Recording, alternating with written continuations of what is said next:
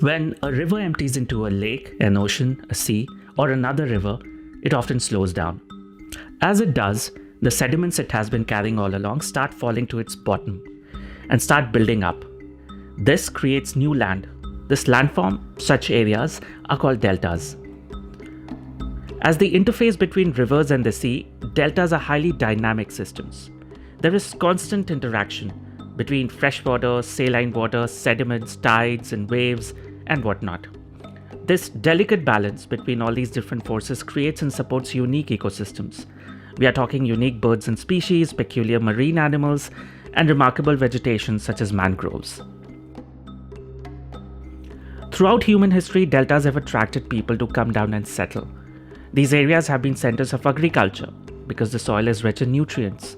They have been centers of transport and trade because they lie at junctions of rivers and seas.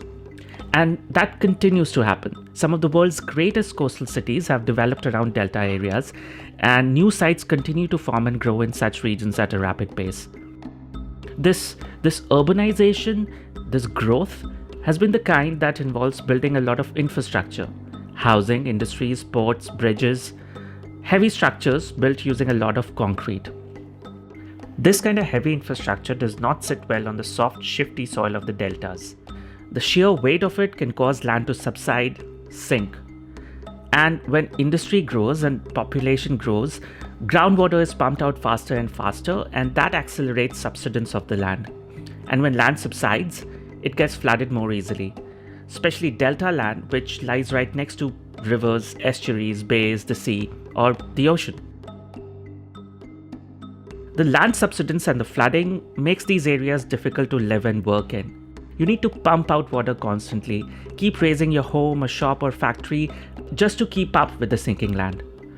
All that costs money or the government's attention, or usually both. So the rich, the elite, the influential are able to move in and stay, while regular people get priced out, flooded out, or forced out. It is around this issue, which affects more than 500 million people worldwide, that the international network called Diamonds in the Delta was formed. The network comprises of scholars, water professionals, and civil society advocates who are concerned about flooding and land subsidence in delta areas and how climate change compounds these problems. The network is made of institutions from Vietnam, Bangladesh, India, Indonesia, Colombia, Mozambique, Philippines, and Netherlands. Diamonds in the Delta was initiated by Utrecht University in the Netherlands. This low-lying country is home to extensive deltaic areas. The Dutch see themselves, as do others around the world, as a source of expertise in land and water management, especially in delta areas. Their approach to delta management is based on conquering the elements, as it were. The general idea has been to resolve the dynamic interplay between land and water in the Dutch deltas by reclaiming the land to use for housing, agriculture, and industry, and keeping the water out. This has involved building polder and dikes, dredging waterways and creating new land, and building infrastructure like ports and bridges to squeeze every bit of economic value out of these areas. This approach, this expertise is actively offered and supplied around the world by the Dutch. And that's Dutch government agencies, Dutch private companies, and Dutch consultancies. It has also been a key part of the aid that the Dutch government offers to developing countries. All in all, the Dutch have a sizable impact on spatial planning, infrastructure development, and therefore most aspects of life in delta areas around the world. It is relatively recent that limitations and negative impacts of the Dutch approach are being understood and spotlighted. There is the environmental impact, of course, but also its overly technocratic nature, how it tends to align with interests of the elite and exclude marginalized communities, and also the scope it has been known to create for illegal and unethical forms of resource capture. It is relatively recent that alternative approaches, alternative perspectives are being discussed, and facilitating this conversation lies at the core of the Diamonds in the Delta network, which it aims to do by supporting research and advocacy around more well-rounded, more inclusive, more democratic perspectives on planning and development in deltas around the world.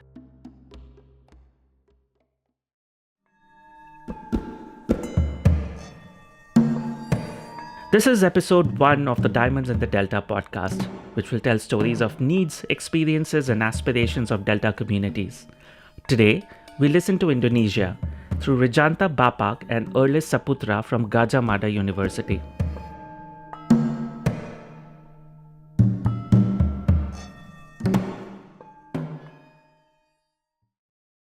The first story takes place in Semarang city, on the northern coast of Indonesia's Java island.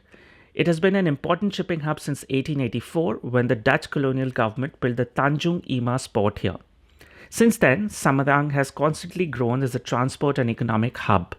It is part of an area that the provincial government has earmarked as a strategic urban corridor. Around 4 kilometers from the port is the Tanah Housing Society. It is a piece of posh real estate that houses Semarang's upper middle class. It was built in 1975 on land that could be described as coastal swamps. It costed 2.5 billion Indonesian rupiahs to build Tanah Mas. It was rows and rows of spacious villa-type housing, around 5,000 in all, priced between 2 and 12 million rupiahs.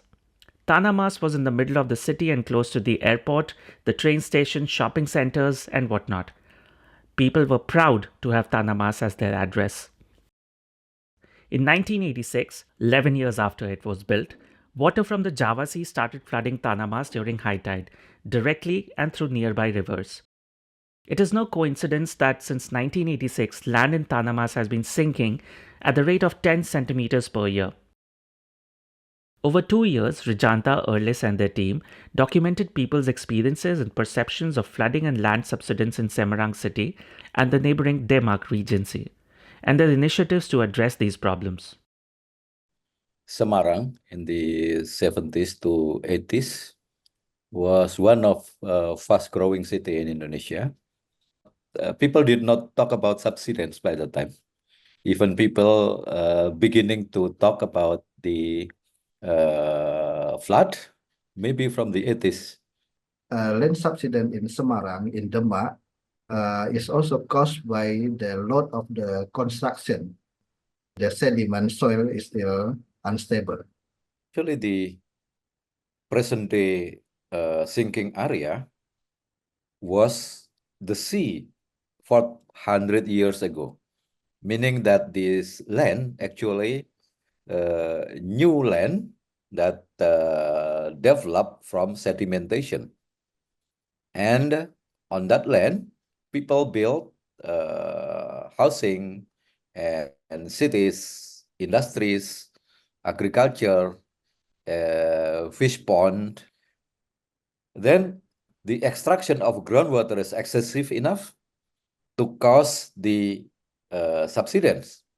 And at the same time, there is a incomplete geological processes actually.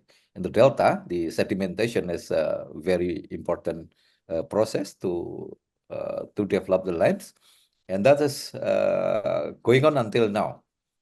Tanah Mas is home to affluent people with money and political influence. So they were able to upgrade their pumping system, get authorities to invest in upgrading and expanding the network of canals around them, and in this way they were able to push back against the floods. To their credit, they did a great job organizing themselves and form a new water management association that was much more effective than the previous one. During the development of the settlement, the developer has already provided also pumping for the water, and then they leave the pump in that area because of the cost. Yeah, because it is a very high cost. And then people who are there during the flooding are trying to manage the pump, the water pump, using their own capital money. They collect the money, and then they small management of the water pumping called P5L. So from this kind of embryo, and then they are becoming bigger and bigger, and then all of the people who are still there, sending money, provided money, and also work together to cope with the problem. So that it was a good initiative, and then the government came to the area with some aids. After that, the area is becoming cleaner, and the quality is becoming better, and then the flooding has gone. Every house in this Tanah Mas will pay in different price according to the size of the houses.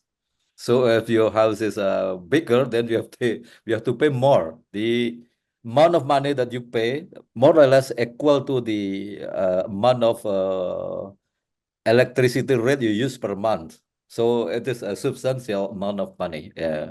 So people in this housing complex of Tanah Mas has an extra expenditure for 70 and 24 hours pumping system that work through the years up till now. So, with the residents being able to afford the pumping system and organize into a water management association, has the Tanama story reached a happy ending? Will they just live happily ever after? In my opinion, according to flooding, it is safe now. But as we understand that land subsidence is still happening, it is unsolved until now. They just solve a piece of the problem. They have to regularly elevate their floors because the subsidence is still there. Maybe let's say 1 or 2 centimeters a year, meaning that if you have 10 or 15 years, it is very substantial. You have to elevate your floor by putting more soil, and then you put a new tile over there. Then that's another extra expenditure. Maybe they have to spend every 10 years or 15 years, something like that. The government provide people with elevation of local road, meaning that if you elevate the road, your houses will be under this road. Meaning that if there is raining, then you may be flooded inside of your house because the drainage system doesn't work, and usually the road is higher than your floor. So that's another problem that makes it more complicated. It is not as if people are unaware of land subsidence. It is just that flooding is the more immediate, the more urgent problem, and so that's what they focus on. That's the issue that the Tanah Mas Residents Water Management Association concerns itself with. Land subsidence is considered to be a slow-moving, back-burner, large-scale issue that is deemed appropriate for the government to deal with. Besides, the well-to-do residents can comfortably afford to raise their homes a few centimeters every year. In Tanah Mas, there are several discussions about land subsidence within the community of P5L, but they consider land subsidence is still like a background issue, not the urgent issue. Yeah, because when I asked them, why don't you really think about land subsidence? Yeah, they said that, land subsidence is a big issue, but we cannot deal with land subsidence by ourselves because it needs kind of intervention from the government.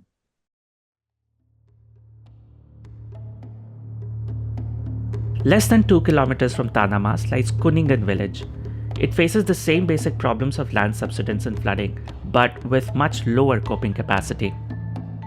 Yeah, for Tanah Mas, I think representing the people from the middle to upper layer of the population of Semarang, many businessmen and people with prosperous jobs living in this Tanah Mas, rather than in this Kunningan. In Kunningan, we have so many people.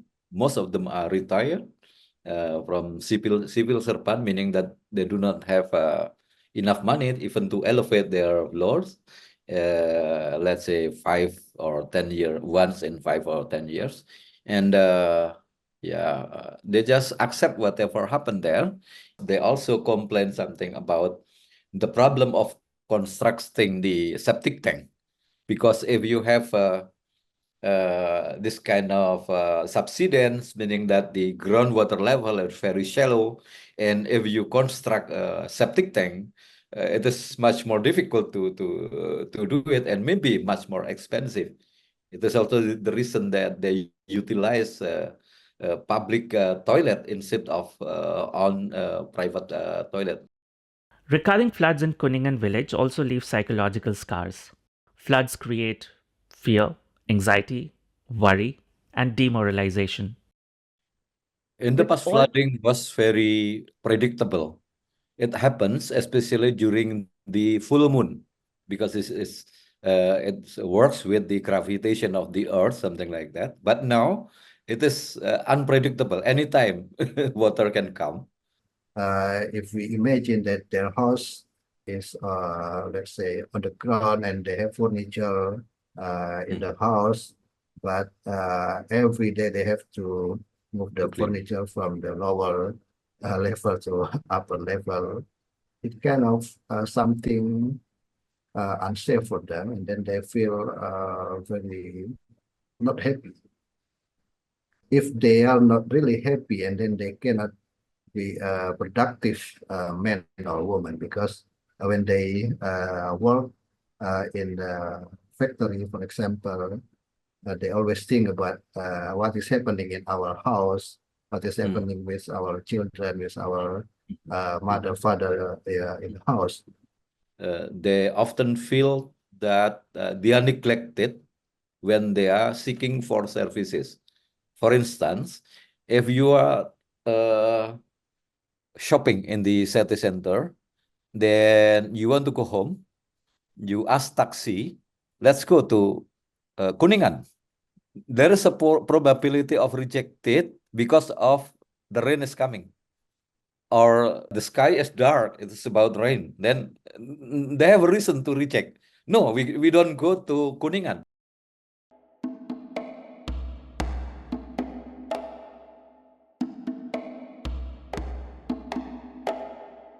Around 24 kilometers northeast of the bustling, growing metropolis of Semarang is the village of Timbulsloko. If you Google Timbulsloko, and that's Timbulsloko, all you see is news and research titled Timbulsloko is sinking or something on those lines. On Google Earth, you can find satellite images of Timbulsloko 1985 onwards. The older images show settlements on either side of a road breaking away from the highway and snaking into the Java Sea. Behind the settlements, large stretches of agricultural fields. As you go down the years to present day, the satellite images change drastically. Around 2010, the Java Sea starts to enter the rice fields. As of 2024, all you see is the road and the settlements along it, but they seem to be jutting into the water like a 5-kilometer boardwalk. All the agricultural land behind the settlements is gone. On the ground, Timbulsloko residents told Diamonds in the Delta researchers that until around 2010, it was a relatively prosperous area. Farmers grew rice, coconut, cassava, and bananas. And then in 2017, the tidal floods started and land started subsiding. They believed that the reason was extension of the Tanjung Imas port deeper into the sea, which disrupted the wave patterns and diverted them towards Timbulsloko and adjacent villages. The leader of the village led them to go for demonstration to the port of Semarang, but there is no proper action is done, and then they have to accept this situation. And then also another recent information is about the development of new toll road not far from the village, also probably contribute to this worsening subsidence. Most of the productive land of Timbulsloko turned into water over just a couple of years. So farmers had to turn into fishermen equally swiftly. Just in 2 years after the first flooding in 2019, the land of the Timbulsloko totally flooded permanently. Yeah, they changed their source of income from the land-based into the water-based. So they mostly, let's say, the farmers with the variety of the crops, let's say, of paddy field, and then the fruits. And just in 2 years, they have to change their ability to be like fishers. So people in Timbos local are trying to be a fisher, but they're not kind of good fisher. Yeah, because they don't have time to learn, but how to be a good fishers. Yeah, they change their income, and then some of their second generations move to other areas just to find different job as labor in factories, industries, something like that. So most people have been forced to move. Forced being an important word here, because people who live off the land cannot just move. Even when the government helps people move to another location, even with financial assistance, people do not get or have not got ownership of the new land. They only get usage rights. Without land ownership, people lose access to government schemes and subsidies. They got a piece of paper, but that piece of paper actually is not a proof of ownership. It is a proof of a permit that they are allowed to use the land to build, but with a bold note there, you can only build impermanent houses. It is not just livelihood that makes moving difficult. People draw their sense of identity from where they live. Their attachment to where they are from gives meaning and purpose to life itself. People who've had to move out of here come back once a year to visit the graves of their ancestors. This annual pilgrimage is an important part of Javanic Islamic tradition. Of course, like the rest of Timbul's logo, the cemetery too has gone underwater and has to be elevated from time to time. This is done using soil and used car tires. So migrants have to come back from time to time, not just to pay their respects, but also to keep their resting ancestors from sinking. They do not try to move the graveyard. They let it on the sea, and regularly they have to elevate the graveyard and visit it maybe one or twice a year, maybe third, because or three times. Occasionally, if you have a special interest in your family, for instance, your son will apply for job, then you feel urged to go to the graveyard of your ancestor to pray there.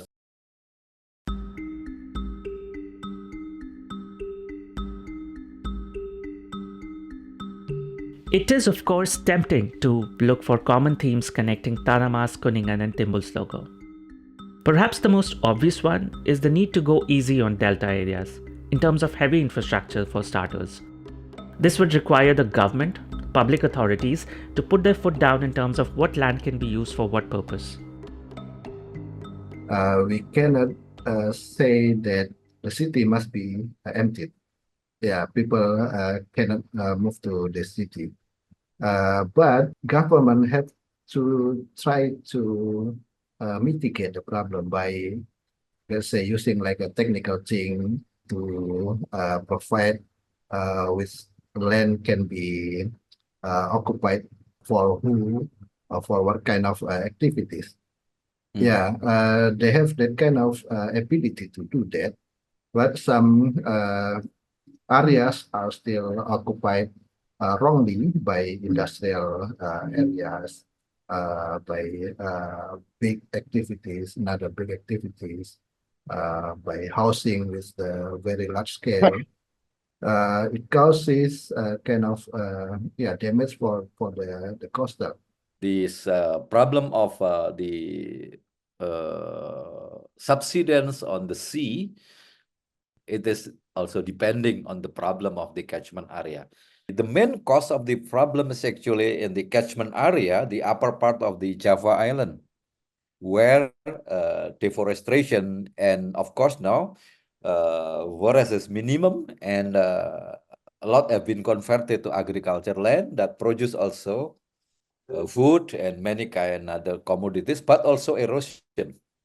And the erosion come to the rivers and also to the sea, and it is causing supply of water becoming excessive because of the canal is very shallow. Then water should find it ways to go to the sea, meaning that flood is more frequent now.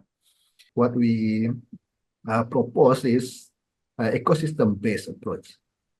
Yeah, we have to see that land subsidence is not the local problem, but it is like a regional and bigger area problem. So we have to solve the problem from the upper stream of the river to the lower stream of the coastal. Yeah, it is not the priority of the local government yet. Yeah, because what we understood from our interview with the local government officers, they know about this kind of approach, but they have no resources to do kind of thing. As Erlis points out, it is no mystery to anyone what is causing the land subsidence and flooding and what are the potential solutions. The low priority and inadequate resources spared for these problems that affect so many people are no coincidence. It comes from who's defining the priorities, who's determining what problems to solve, and how. At this stage, at this level, the Dutch Delta approach and the Dutch Delta interests are a strong influence. And this is where Diamonds in the Delta would like to make a difference. Here's Jan Willem Liebrand from Utrecht University explaining this further. In the Diamonds in the Delta network, we try to co-create knowledge with partners in the south, including Indonesia, the Philippines, Colombia, and Mozambique.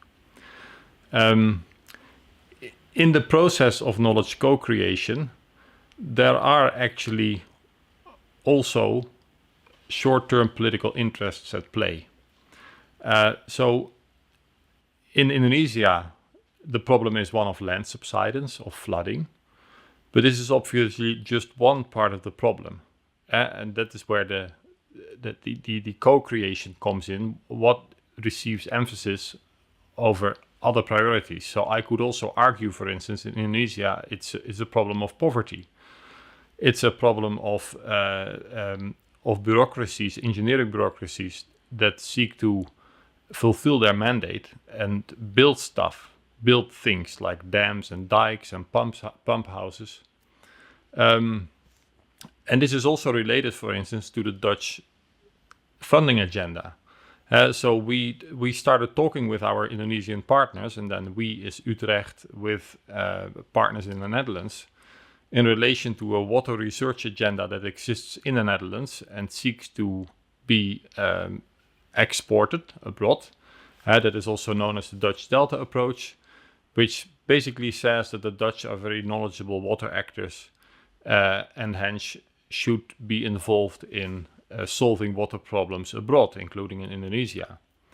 Land subsidence in the Netherlands is becoming a major issue, and that is also why in the problem framing there's now a shift in the Delta approach, the Dutch Delta approach, to issues related to land subsidence. So what we have here is a bit like, okay, you send an engineer to the field, and when you do that, he comes back with a technical problem. But this may not be the main problem. Again, there are issues of poverty, there are issues of land use planning, there are engineering interests, there are sometimes also political interests of political parties, of political leaders that just want to have a nice, fancy project and try to push for it.